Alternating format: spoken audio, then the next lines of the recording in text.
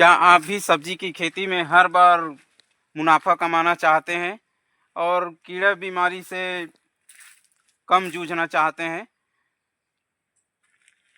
सभी किसान भाइयों को किसान कांकेर की ओर से नमस्कार। आज मैं आपको ना कोई खाद बताऊंगा ना कोई दवाई, पर खेती में हर बार मुनाफा कैसे कमाया जाए इसके बारे में बता रहा हूँ। मेरे खेती करने का जो तरीका है उसके हिसाब से आप भी अगर खेती करेंगे तो 100 में एक ही बार का कहा जाए तो फेल हो सकता है, पर 99 बार आप हमेशा सक्सेस ही रहेंगे और हर बार अच्छी इनकम कमाएंगे। तो मेरे तरीका क्या है उसके बारे में आपको बताऊंगा। जब भी आप फसल लगाते हैं, इस तरह बेल वर्गीय फसल लगाते हैं, तो उसके बाद लगाने के बाद आप मुश्किल से 5 दिन फास्फोरस वाली खाद दीजिए और उसके बाद वही 5 दिन के आसपास 19-19 जैसा खाद चलाइए ड्रिप से, क्योंकि हम हमेशा ड्रिप में खेती करते हैं तो बेसल में कुछ न कुछ तो दिए रहते हैं। गोबर खाद देते हैं, डीएपी देते हैं, पोटास देते हैं। तो शुरुआती दौर में इतनी खाद की आवश्यकता नहीं रहती। आप 10 से 12 दिन इस प्रकार से खाद चला करके पूरा खाद पानी ब्रेक कर दीजिए, क्योंकि अभी बरसात का मौसम है, पानी की भी उतनी रिक्वायरमेंट नहीं रहती। मेरे कहने का पूरा सार यही है कि पहले हार्वेस्टिंग तक की जो अपना बेल वर्गीय फसल है वो ऐसे दिखना चाहिए कि इस बेड से देखें तो कम से कम लास्ट तक नहीं तो 5-6 बेड तो जरूर आर पार दिखना चाहिए। ऐसे समय में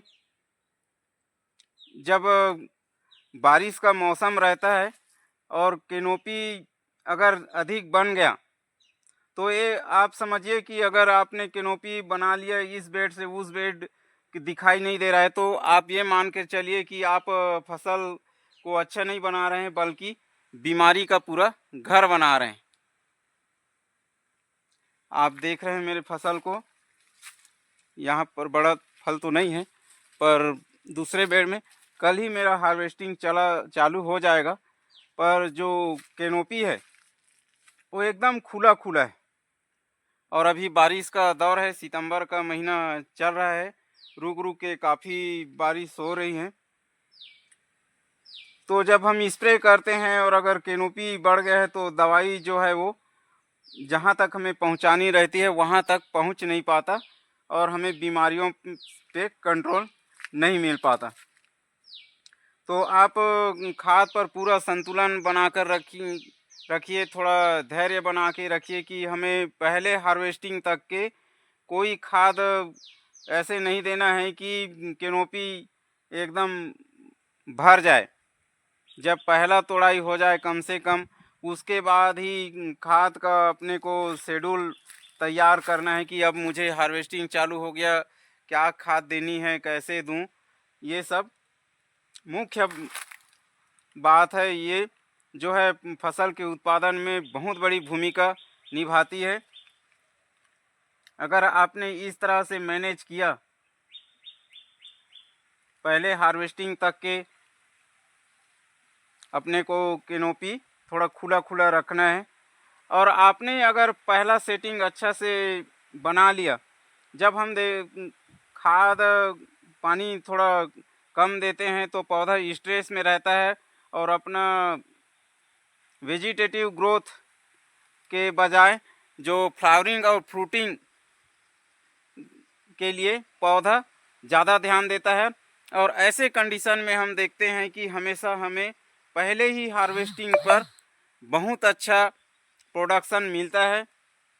और अगर आपने ऐसा कर लिया, पहले हार्वेस्टिंग तक के भी फसल को सही ला के खड़ा कर दिया, तो मेरा दावा है कि आप कभी भी नुकसान में नहीं जाएंगे, हमेशा प्लस में ही जाएंगे।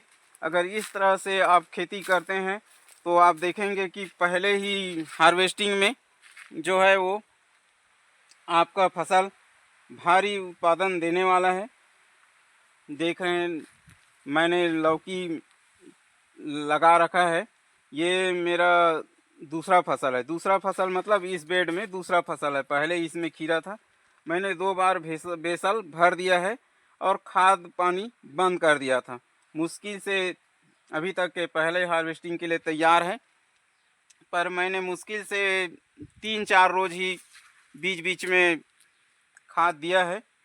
वो भी फास्फोरस वाली खाद दिया है, नाइट्रोजन वाली खाद नहीं दिया है, क्योंकि मुझे पता है बारिश का मौसम है, ऊपर से भी नाइट्रोजन पौधा एब्जॉर्ब करेगा, तो मुझे नीचे से उतने देने की आवश्यकता नहीं है।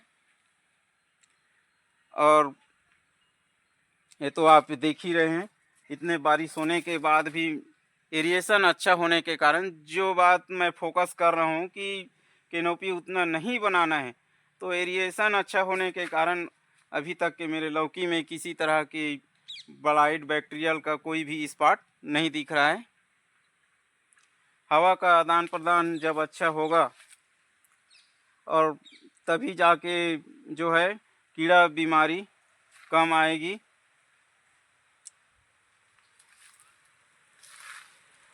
इस तरह से आप देख रहे हैं फल काफ़ी बना हुआ है।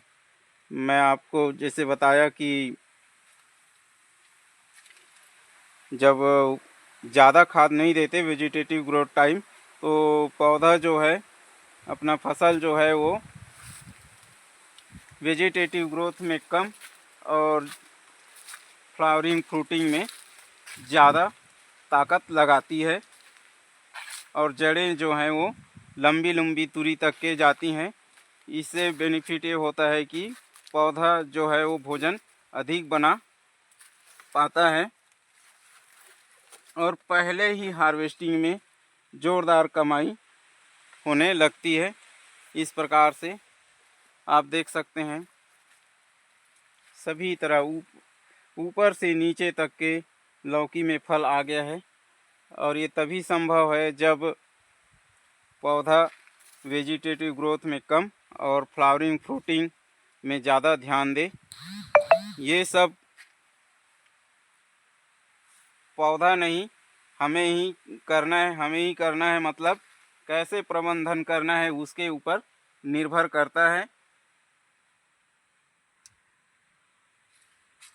तो आप भी इस तरह बेलवर्गीय सब्जी की खेती करते हैं तो मैं हर वीडियो में यही कहता हूं कि शुरुआती दौर में उतना खाद नहीं लगता, क्योंकि हम ड्रिप्स में खेती करते हैं तो हमेशा बेड में बेसल भर के ही रखते हैं, और ऊपर से अभी इस बारिश के मौसम में बारिश होती रहती है तो पानी की भी उतनी आवश्यकता नहीं होती। इस तरह से अब अगर आपने भी लौकी लगा रखी है तो अभी लौकी की अच्छी डिमांड है। जितनी फसल थी इस बार कोई कोई क्षेत्र में बहुत ज़ोरदार बारिश हुई है, तो उसके कारण सभी का पुराना फसल बैठ चुका है या ख़त्म हो चुका है, तो नए लौकी अच्छा पैसा देने वाली है। अपने फसल का आप केयर करते रहिए, पैसा बना के ही जाएगी। वीडियो अच्छी लगी और चैनल में आप नए हैं तो प्लीज़ सब्सक्राइब कर दें एवं लाइक करें तथा अन्य किसानों को भी साझा करें।